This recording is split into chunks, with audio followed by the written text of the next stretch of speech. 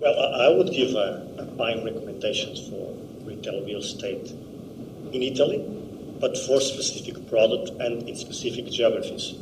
As you said, we have the overall picture for Italy, but for this business, it depends a lot on the dynamics of the local markets and the specific product.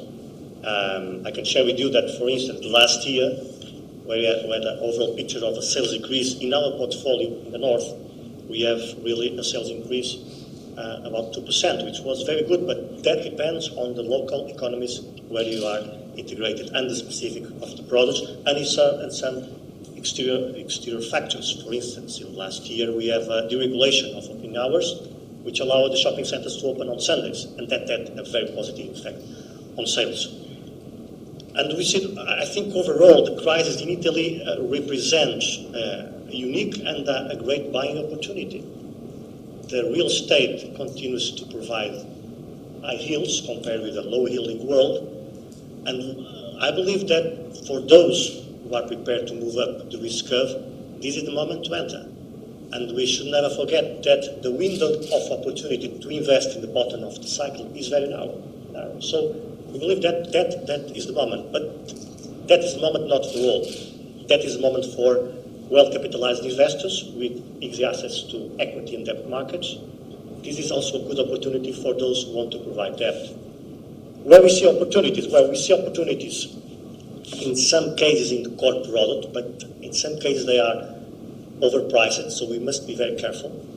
We see opportunities on near-prime shopping centers, which are dominant centers in good locations but not prime, but with a solid track history and integrated and wealthy and protected catchment areas. And we see some appetite from investors from this type of product. We also see some opportunities in good shopping centers with redevelop opportunities to expand, to change of use, to refurbish. And we also see, from contacts we have with investors, appetite for this kind of products. I believe also there will be opportunities arising from the distressed game. There are good or core assets with distressed debt. There will be distressed assets. There will be good assets, but with distressed sponsors.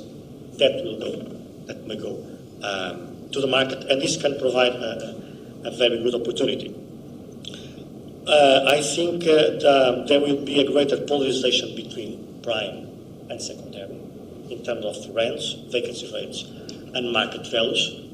As I said, I think a new product category is now emerging. It's what I called the near-prime centers, not the core, but the ones that are dominant on their catchment areas and wealthy catchment areas.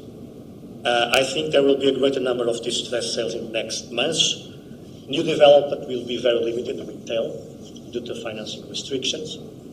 And I think we will start to see some impact of the online world, namely on the sales impact and putting pressure on the rents, on the size of the units, on the optimization of retail portfolio of retailers, on the shape of the units. I think we'll progressively see a structural impact of the online world in the physical retail world.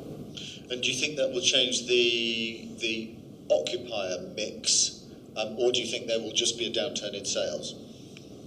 Well, I believe that retailers will have to optimize their portfolio because online sales will have an impact on offline. I think they will start by closing some non-performing stores, but also I think they will have to change the size, the shape of their stores, and at the end I believe that for the dominant centers in town or out of town, they will be the winners because the retailers will want to have a flagship unit there where clients can experience, can exchange goods, and to build brand. So I believe that dominant centers, online world, can have a positive effect on the bad secondary or tertiary, that they will be the losers, and they will have an important impact on rents and on vacancy rates.